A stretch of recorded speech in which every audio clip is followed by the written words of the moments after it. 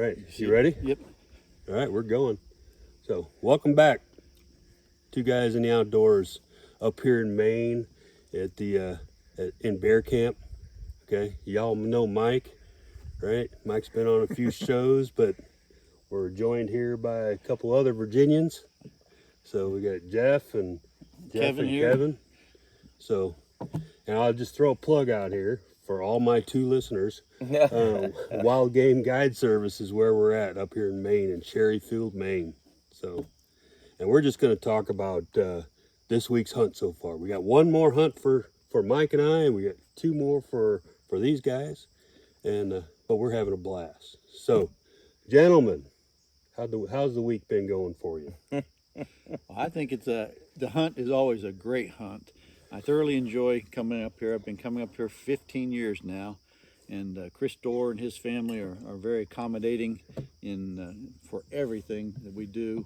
The bear hunt is always it's a thrill to come bear hunting. It's a thrill to see bear, a thrill to get a bear, but it's just a great outdoor experience, and the camaraderie that you develop with the other hunters from across the United States is just makes this 1 week a really fun week to come up to. And so I come up every year mainly just because I enjoy it. I look forward to it. When we leave here, we start thinking about the next year, so, you know, and you think about it all year long. So it's a great experience. Just to give you a bit of a backstory, so right now there's 13 people in camp. There's 12 guys and one girl, and there's 5 Virginians and then 8 Texans. So and it's a new crew from Texas, because usually we have our friends, Mike Rawson and his crew he brings up once in a while, but yeah, we got a new crew of Texans, and they seem like a pretty good group of guys. So these 3 guys are like the veterans here. Not only just in military, because you guys are all retired military, but also veterans being up here. Y'all been up here around 15 years. Yeah, right? I think I'm the junior of the veterans. The junior of the veterans. So, I mean, between Mike, I don't know, 12, 13 years or whatever, 14, Kevin, 15 years. This is my 9th year. So, been successful, at least seeing bear, but harvesting bear, I think, 6 out of the 9 years that I've taken a bear home. And a couple of them have been my fault, shot placement. So,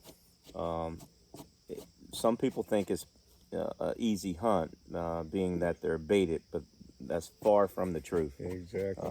One of the hardest animals I've ever hunted in my life, between your smells and making sure you descent your clothes to get out in the woods. So, but yeah, you can call us veterans, but we're still rookies when it comes to seeing a bear. To me, I mean, this is my first time up here in bear camp, first time hunting a bear, period.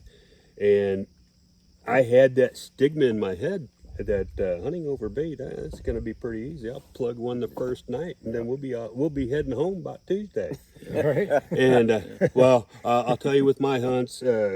So it's day 4, I believe, right now. It's going to be 5 tonight, and I've not seen anything except for 5 raccoons, 3 possums, chipmunk, and some squirrels. Okay. Think about plugging some of them. I've at least seen one. I had 3 cubs in a sow the first night, but I haven't seen anything since. So, but what these guys are saying about hunting over bait, at least this style of hunting, and I've not done a lot of Western hunting, but this is about the hardest hunting that I've had to do, and it's mainly because you're out there for 4 hours about, and you have to be still. Yeah, you definitely got to sit still. And for those of you that watch the show, you know that I don't sit still. So, so it's been a tough one for me. Yeah, and I'll tell you, the Maine bear are completely different than those ones you watch on the TV shows up in Canada that just walk out in front of you. These bear are very afraid of man. Skittish. They're skittish. They will not come in if you make any noise, any click, anything. So it's sit still and wait.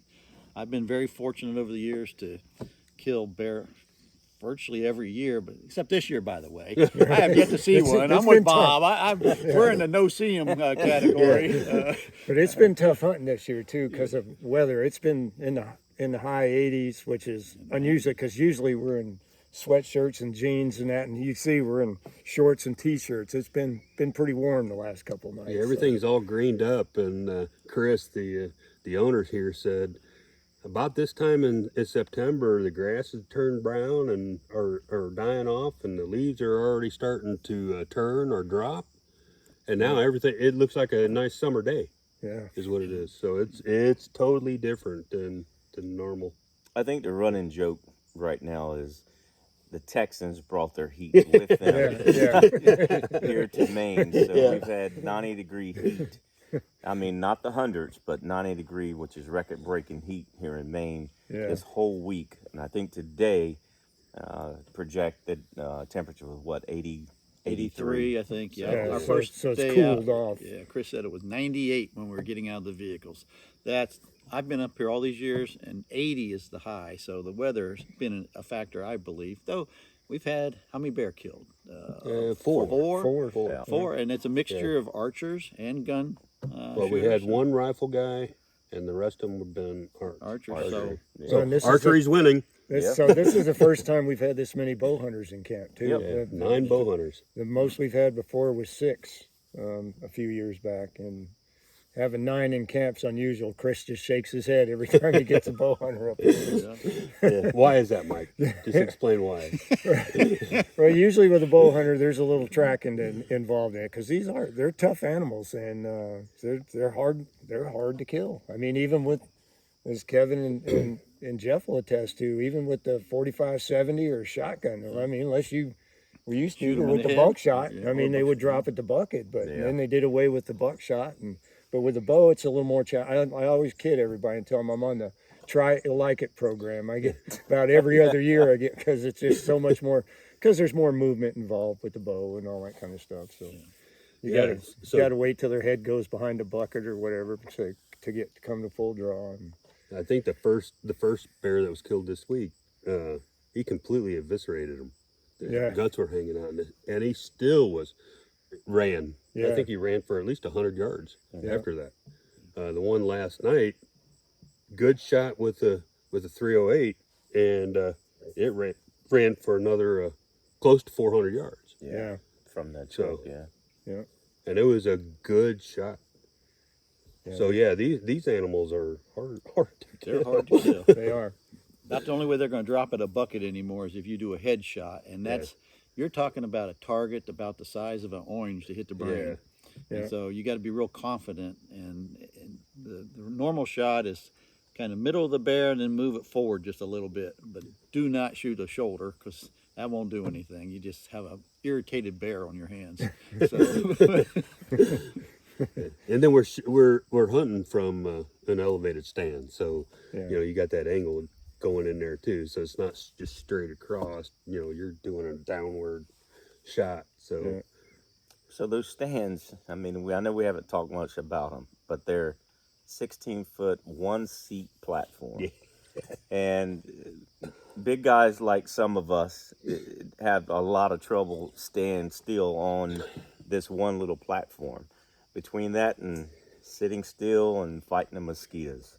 Mosquitoes are up here in Maine. You would think as cold as it gets in the winter that they don't have mosquitoes. They have mosquitoes up here that will eat you alive. So and just about prime time, like right now. And you can't do this stuff, swat them away. Exactly. It's like waving at the bear, hey, I'm right here, come get me. Well, you had a mosquito the other night. You didn't want to hit it until it was done. You were done hunting. I had them come in and Kevin has made up this game where he provides bait for one hand and they land and then he slowly closes and kills it. So there's no swatting. No, and I do that behind a little thing of leaves by my stand so I can sit there and make my little trap, let them sacrifice my one hand, and then I'll use the other hand to slowly kill them. It makes me feel better that I killed one. Killed something. But it's like, that's right. Face nets are very important to keep you from swatting because if when you're deer hunting, you could fan them away from you. But here, that movement, a bear can come up and be 60, 50 yards away from you, and they're watching every movement because they know where these stands are. They know where the stands are located. So they're coming through the woods looking to see if anybody's there. Yeah. And your slight movement will make them not come into the bait. And a lot of times they'll come into the bait and look right up at the stand just to see if something's there. Or they do a little, you guys were telling me this, and I think I heard one the other night. They make a little jaw popping noise. Yeah, if they sense that you there, they will pop their jaws, and I don't know if I can imitate it now, but Yeah. Yep.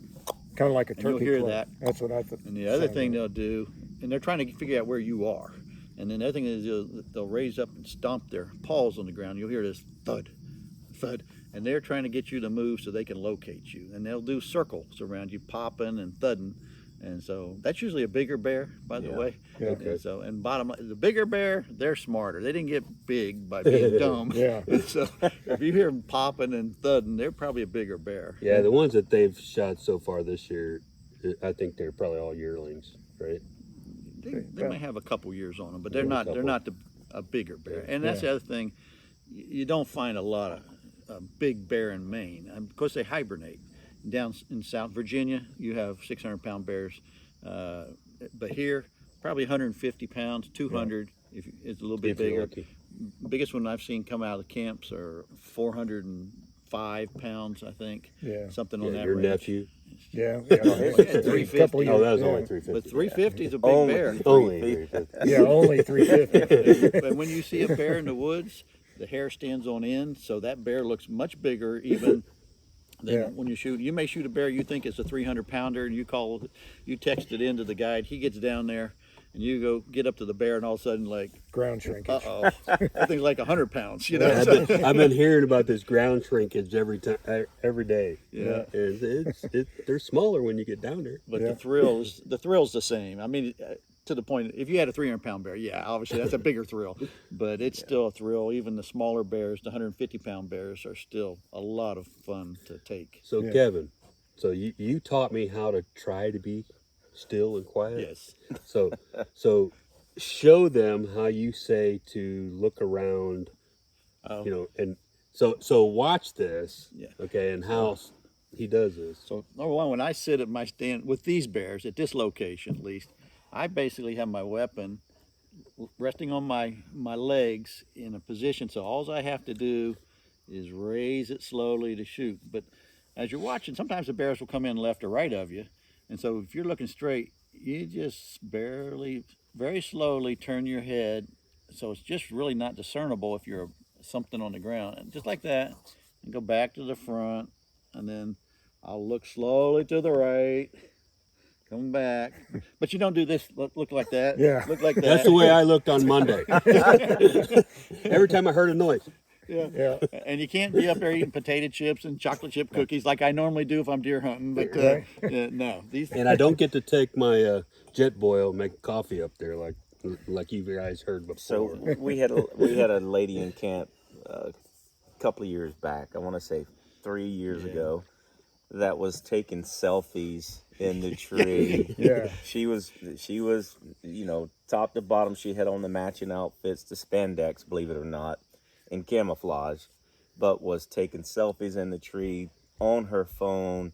Well, put it this way, she never saw a bear because she was too busy taking pictures. But no distractions, no phones out. I think when we get up in the stand, even though Kevin and I, once the shooting light is over, I might text him and say, hey, did you see anything? Did you get anything? But other than that, your phone stays in your pocket from the time that you climb that seat to sit down to the time when it's time to get down, or if you harvest a bear, you kind of text your guide and say, look, I've got one down, or I've shot one.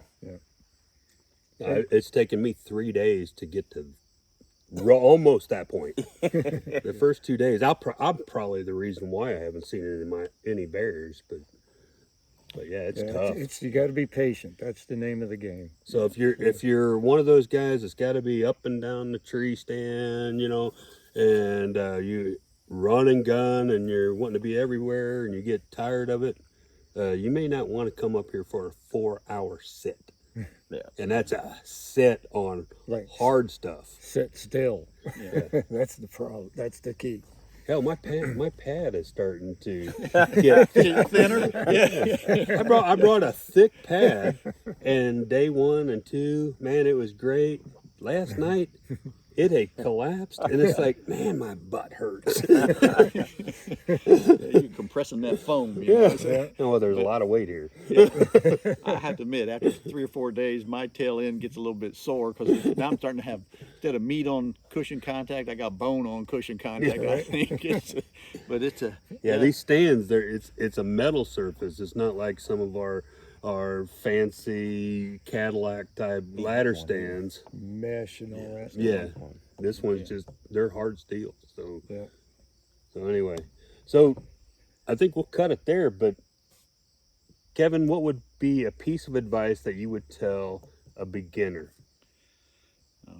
pick a weapon that you're comfortable with, that you can get a good shot with. If you're an archer, fine. If you're a gun hunter, and gun hunting up here, for us, kind of the weapon of choice has been a 45-70, 308's work, 30-30's work. So a slower traveling bullet rather than a faster bullet. And so shot placement is critical. You have to be able to put the arrow or the bullet in the vitals of a bear, which is not like a deer, by the way. It's further back, and that's the most critical thing. Once you see a bear, is being able to harvest that is your shot placement, because these things will run 5 miles if you make a poor shot, and you may never see it again. So I would say pick a weapon that you're comfortable with and be able to place that shot exactly where you need it to go. I'll add to a couple of things that he said, and one of them was, this is nothing like deer hunting. So a lot of your deer hunting skills, you kind of need to throw it out the window, because bear is totally different when you're hunting a bear versus when you're hunting a deer. You know, I'm even on my phone and when I'm bear hunting, you know, like I mentioned before, swatting at the mosquitoes. Here, it's that limited movement. Kevin mentioned how you move your head left to right. The mosquitoes don't swat at them. So you have to be still, and just to make sure that you're giving yourself all the opportunities that you can to harvest a bear. Shot placement, very important. And I can contest to that too from last night. but that's okay. It comes with being out here trying to harvest a bear. It's hunting, not killing. Yeah, Right. absolutely. So my advice as a bow hunter would be practice shooting from a sitting position, especially sitting in a tree stand. A lot of these stands are sitting square to the bucket, so you got to turn so you can draw your bow to get that.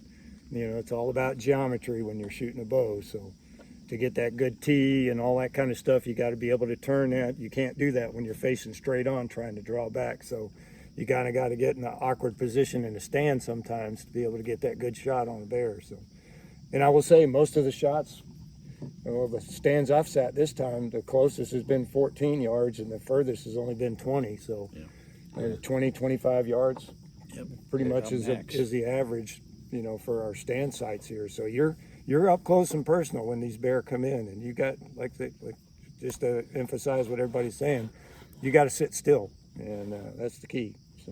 So I'll kind of bank on what Mike said. Of course, I agree with everything you said. Shot placement is great. Yeah. No movement. Yep. Scent controls. Scent control. Yeah.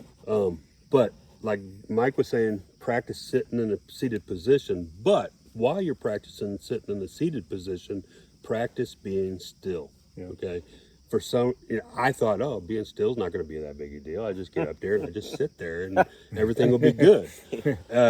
Trust me, it's harder than you think. Yeah. So it is, and I talk about practice all the time.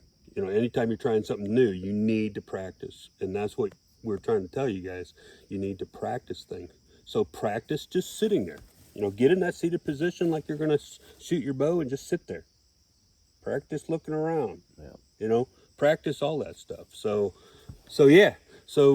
I would encourage you guys, whether you're a new hunter or new to bear hunting, get out there and try it. You know, come up here and see Chris and Mary and Zach, you know, up here in Maine and Cherryfield at Wild Game Guide Service. right? And you won't go wrong. Okay. Here's our paid political announcement. Yeah. I don't get paid for nothing. You guys know that. All right. So, all right. Get out in the outdoors and have some fun. Yeah. Thanks for watching. Thanks, guys.